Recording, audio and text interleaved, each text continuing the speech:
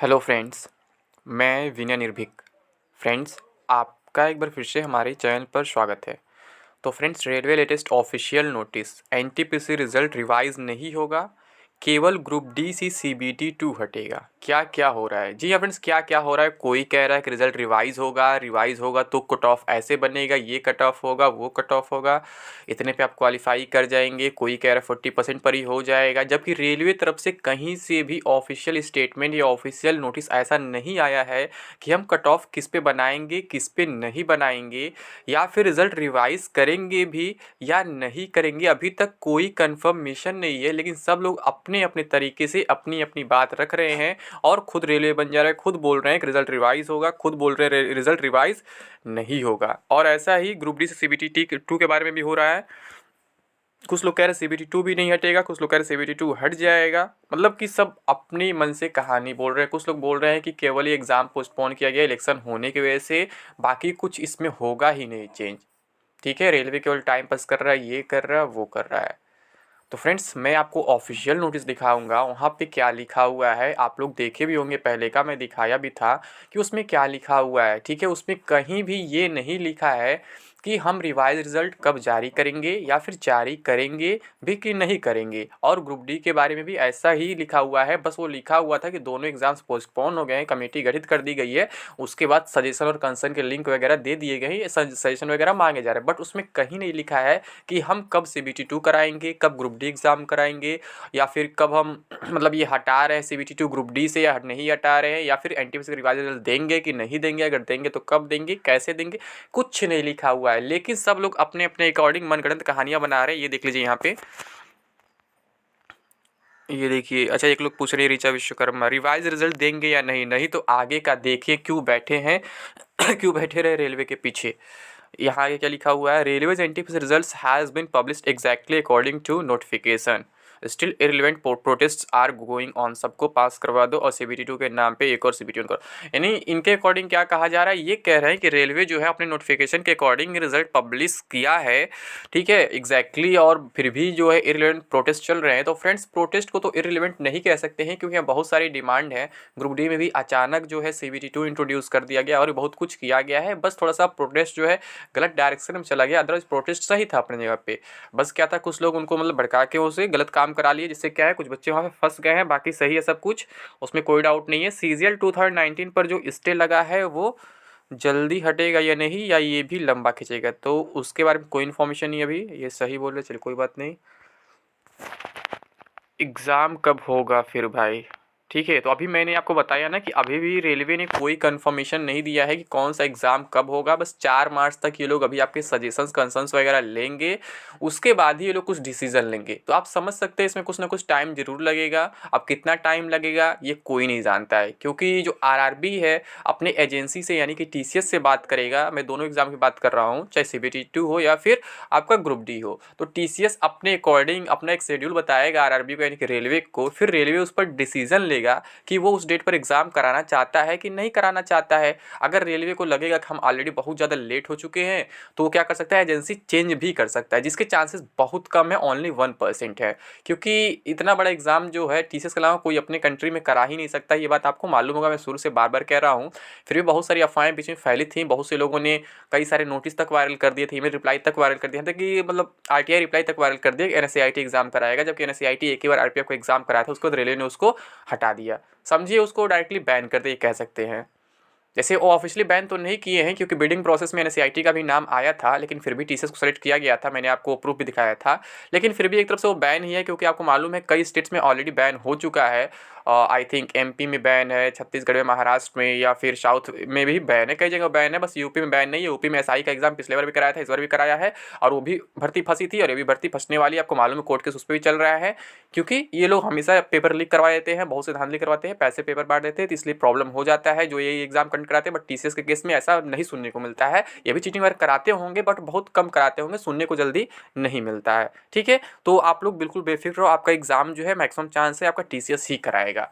बस टीसीएस की वजह से लेट हो सकता है ये मैं कह सकता हूँ, लेकिन आपको डेट नहीं बता पाऊंगा। आगे क्या लिखा है, कम से कम आप ये तो पता कीजिए भैया कि रिजल्ट रिवाइज होगा कि नहीं, प्लीज़ आप कंफर्म करके वीडियो बनाइए। तो भैया यही तो कंफर्म नहीं है, क्योंकि रेलवे ने अभी तक ऐसा कुछ भी अपने ऑफिशियल स्टेटमेंट नहीं कहा है कि वो रिजल्ट रिवाइज ही करेगा।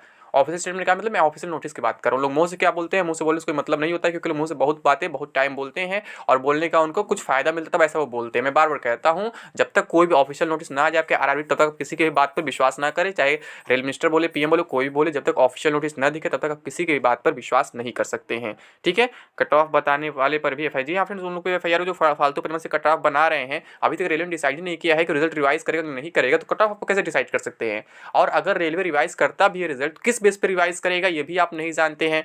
कंबाइंड मतलब कट ऑफ बनाएगा, सिंगल कट ऑफ बनाएगा, या फिर पोस्ट वाइज कट ऑफ ही बनाएगा, कैंडिडेट्स की संख्या बढ़ा देगा, 20 गुना के बजाय 30 गुना 35 गुना कर देगा, या फिर जो फिक्स कट ऑफ होता है 40% वाला उसे बुला ले, 40% वाला उसे बुला लेगा। अभी तो 3 3 4 4 ऑप्शन दिख रहे हैं रेलवे के पास, कुछ भी कर सकते हैं। रेलवे साहब सब खुद कहा है कि हम इस पर विचार करेंगे, कहीं कन्फर्मली वो नहीं बोला है कि हम रिवाइज ही करेंगे, या फिर रिवाइज करेंगे तो इसी फॉर्मूले में रिवाइज करेंगे। तो आप कैसे कट ऑफ अभी से प्रेडिक्ट कर सकते हैं, आप खुद सोच लीजिए। पिछले बार भी आप लोगों ने कट ऑफ प्रेडिक्ट किया था, बहुत से लोगों ने बोल दिया था 12th कट ऑफ ग्रेजुएशन कम जाएगा ग्रेजुएशन से। मैं क्या बोला था, 12th कट ऑफ हमेशा हाई जाएगा, क्योंकि 12th पे क्या होता है सभी लोग एलिजिबल हो जाते हैं, बट ग्रेजुएशन वाले पोस्ट पे सभी लोग एलिजिबल नहीं होते हैं, ग्रेजुएशन कट ऑफ हमेशा कम जाएगा ग्रेजुएशन का। ठीक है, आई के लिए रेलवे में कौन सा एजेंसी एग्जाम लेगा, इनका यही क्वेश्चन जो मैं पहले बता दिया कि आपको बस यही मान के चलना है 99% कि आपका टीसीएस ही एग्जाम लेगा।